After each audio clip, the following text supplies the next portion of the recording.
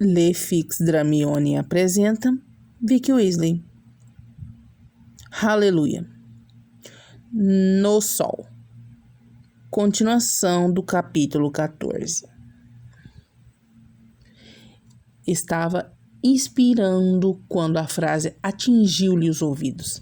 Fato que o processo foi interrompido, assim como todos os outros processos vitais dentro de seu corpo. Falhas no sistema circulatório, nervoso, digestivo e imunológico. Toda aquela sucessão de sistemas que nos mantém vivos, mas que, no fundo, só são controlados pelo cérebro. E se o cérebro falha, seu corpo todo falha e você morre. O cérebro de Draco falhou naquele momento e ele morreu.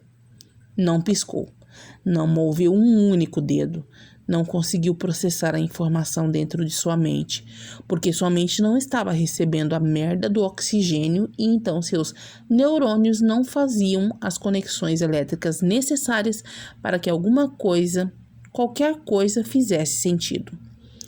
Viu de forma meio embaçada Granger ali, toda castanha. Não conseguia identificar direito nenhuma de suas formas, muito menos a curva de seu abdômen, porque ela não existia, e isso significava que era impossível que ela estivesse, de fato, grávida. Ela não esperou. Talvez, se estivesse esperado, o cérebro de Draco tivesse voltado a funcionar, e ele tivesse sido capaz de fazer ou falar alguma coisa, mas não. Ela simplesmente vomitou a informação entre as barras de ferro de sua cela e virou as costas, machucada, destruída, e seus saltos ecoaram no vazio em sua volta e em sua mente, incapaz até que se tornassem apenas um barulho incômodo, e então, silêncio total. E foi apenas quando o silêncio tornou-se soberano que ele pôde entreabrir os lábios e continuar a viver. Como um filme pausado, Draco expirou o ar que anteriormente inspirara e sentiu seu coração disparar de forma absurda, enquanto o sangue em suas veias o queimava de dentro para fora. Grávida. Com um bebê. Como com um espermatozoide, no caso dele, que fecundaram um óvulo, no caso dela, e formaram um zigoto que se dividira e formara um embrião e então um feto e que um dia se tornaria uma criança?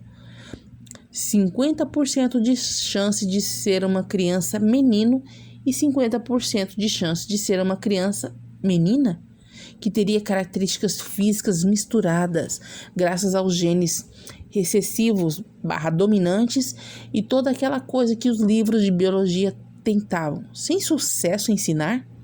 Aquilo mudava tudo. Deus do céu!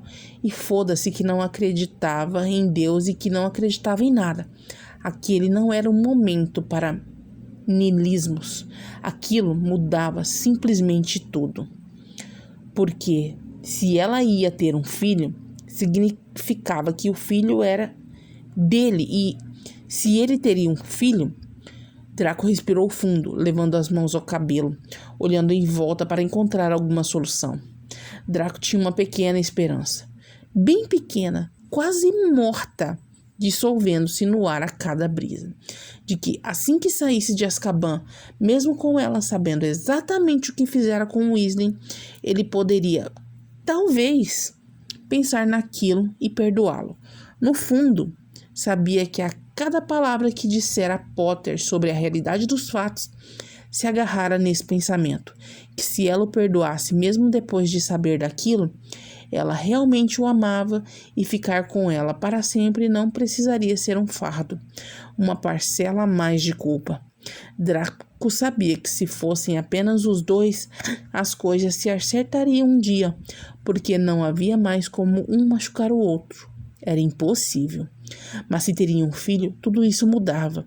Tudo isso mudava, porque Hermione não poderia deixar-se agir sob seus impulsos, e ela faria de tudo para manter a criança longe dele, depois que descobrisse o que realmente acontecera.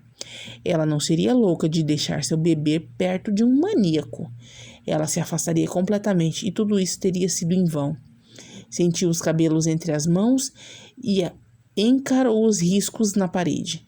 Aquele fora o momento em que se sentira mais insignificante durante toda a sua vida. Ele teria um filho, e embora nunca tivesse realmente pensado nisso, parecia que esperara por isso por toda a sua existência. Esperara por ser pai desde o momento em que abriu os olhos, mas tudo aquilo seria arrancado dele. Qualquer perspectiva, qualquer motivo dos riscos naquela parede.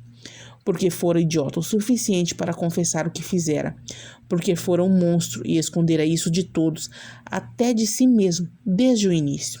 Porque, mesmo se tivesse feito o que fizera, poderia ter ficado calado. Merda!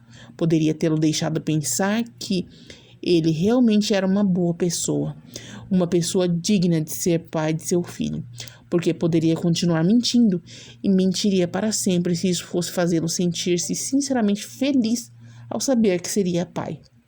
Ainda mantinha as mãos nos cabelos quando percebeu que estava chorando, os olhos apertados, os soluços dando voz à angústia presa em seu peito desde sempre. Cambaleou um pouco para a frente, desacostumado a sentir-se naquele desespero, até que sua testa encontrou as paredes de pedra, um pouco antes dos riscos começarem. Ele apertou os fios lisos entre os dedos, puxando-os com força, como se a dor fosse extravasar alguma coisa. Funcionou, apesar de seus lábios continuarem tremendo e de haver um rastro salgado de lágrimas em seu rosto. Draco não sabia dizer a última ou a primeira vez que chorara. Quando sentiu a cabeça doer, pareceu melhorar. Ele sabia que merecia aquilo, que merecia que tudo doesse, que merecia tudo aquilo, não apenas por ser fodido com a vida dela, mas também por ter fodido com a própria vida. Ele esperou alguns segundos para conseguir se acalmar. Passou a mão pelo rosto, enxugando as lágrimas, o nariz entupido, os olhos ardentes e a respiração ofegante. Fungou algumas vezes, pressionando a têmpora com os dedos. Você não vai chorar, ele pensou. Você não vai chorar, seu filho da puta, porque tudo isso é culpa sua. Olhou para as próprias mãos.